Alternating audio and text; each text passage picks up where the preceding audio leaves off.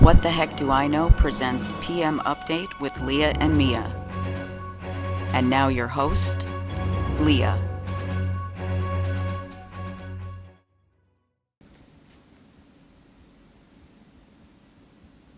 Hello, and welcome to What the Heck Do I Know PM Update. I'm Leah. We have a special Home Insight segment tonight. Mia talks to professional personal shopper Sandy Stevens about why you should buy quality and avoid buying in quantity. In the second half of our show, Sandy also gives some advice on how to organize tasks around the house and get more time for yourself. Sandy shares her top 3 strategies for being more efficient. Find out more on Home Insight segment when we come back, so stay tuned.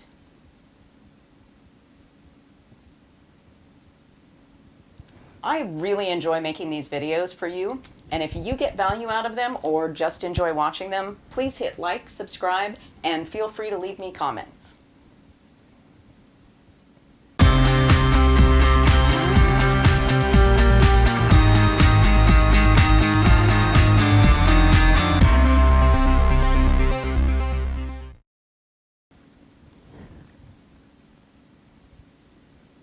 Welcome back to Home Insights.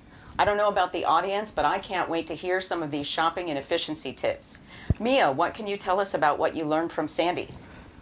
Well, Leah, I'll start with a little bit about Sandy and then the shopping tips. She has some very pragmatic ideas about how to make decisions before buying.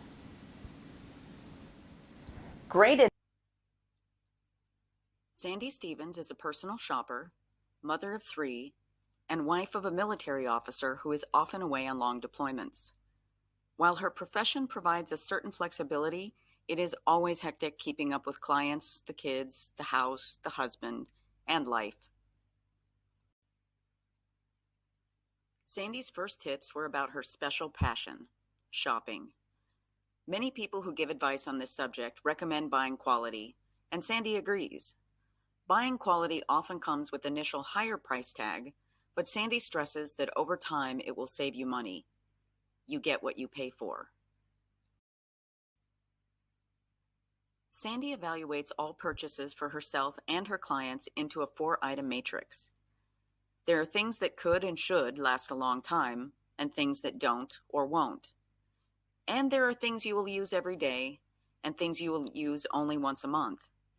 For example, shoes and clothes for her children will be outgrown in a short amount of time, so will need to be replaced frequently.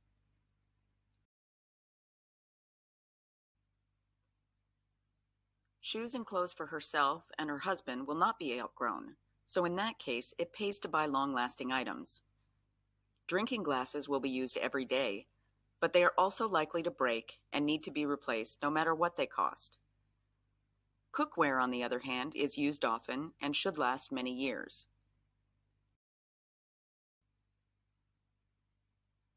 Sandy likes to cook and bake. 3 years ago, she purchased an expensive and high-quality stand mixer after burning out 2 hand mixers in 1 year from overuse. That same year, she purchased a lower-quality bread machine, but justified not going for the better model because she wasn't sure how often she would use it.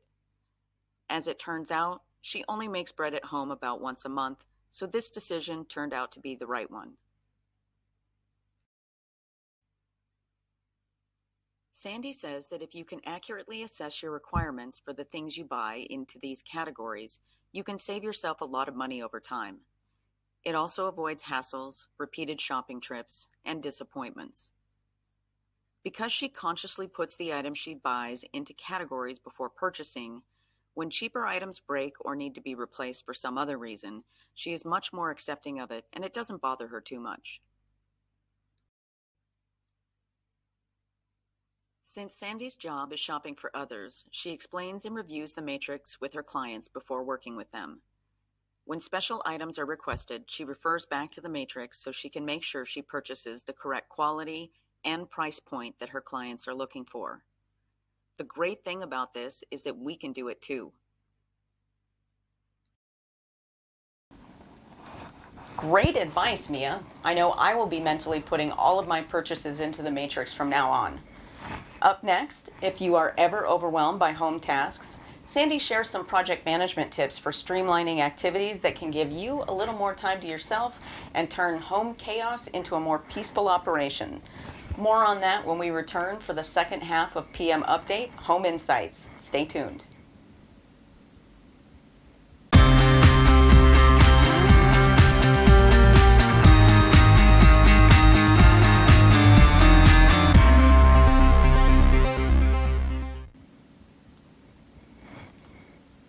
Have you ever felt overwhelmed by all of the things you have to do at home? Well, Sandy Stevens also used to feel that way until she started looking at running her household like a project. Mia is sharing her top 3 strategies for being more efficient in the home. Mia?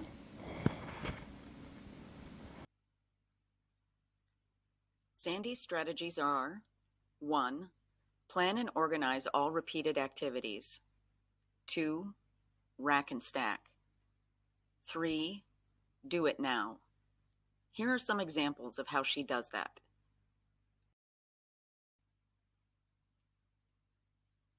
Sandy says she used to get really stressed out about all the things she had to do at home. It never seemed like there was enough time to do everything. The change for her came after a particularly rough week when her husband was traveling for work and 2 of the kids were sick. Nothing seemed to be going smoothly, and she was extremely frustrated that she wasn't getting more help. Sandy had stopped at a local coffee shop the morning after her husband left, and before meeting with a client when she heard a couple of people behind her in line complaining about the mountain of work they had to do on a project. When one of them got done listing all of the tasks, the other one asked, "How many of those are rack and stack, and so how many of them are do-it-now tasks?" Something clicked when she heard rack and stack, so she started thinking about how many of her tasks could be sorted out this way.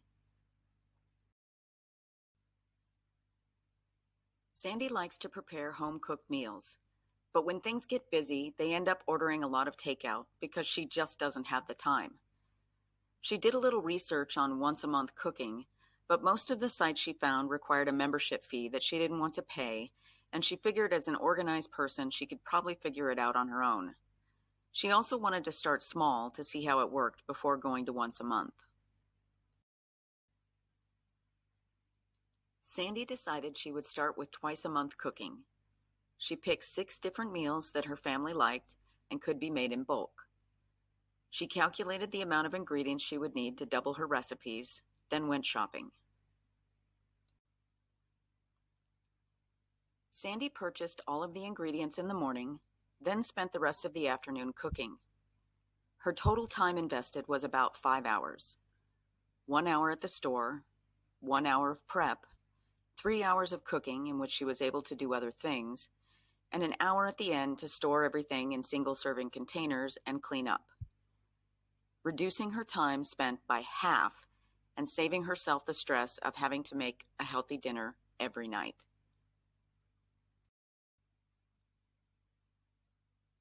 Bill paying is another rack and stack item. She has a list of all bills that need to be paid monthly and when they are usually due. She picks a day where payments can be sent and received on time and does all of it in the same day. Now this task only takes about 10 minutes per month instead of taking the time to pay each bill when it comes in. Definitely not a do-it-now task.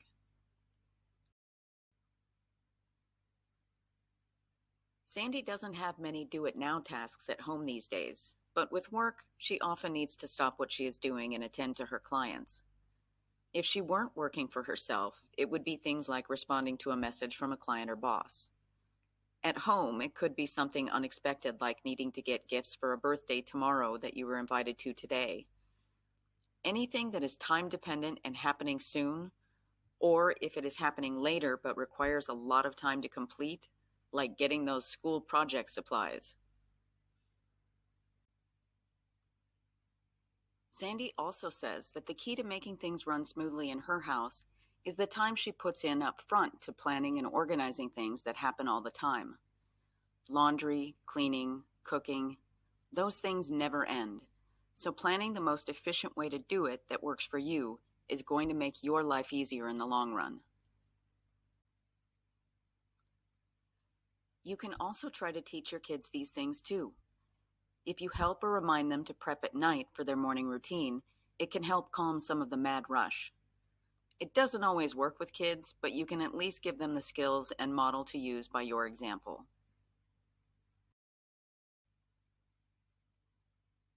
Sandy is a firm believer in planning and organizing as much of home life as she can, so that when chaos does happen, it's easier for her and her family to roll with the punches.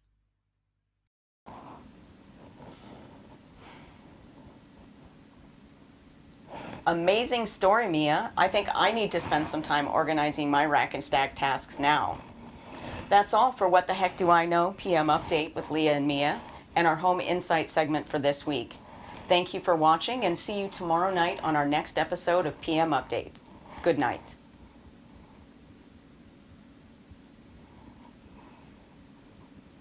Hey, don't forget to hit like and subscribe. I love seeing comments too, especially if you have a topic you would like me to cover.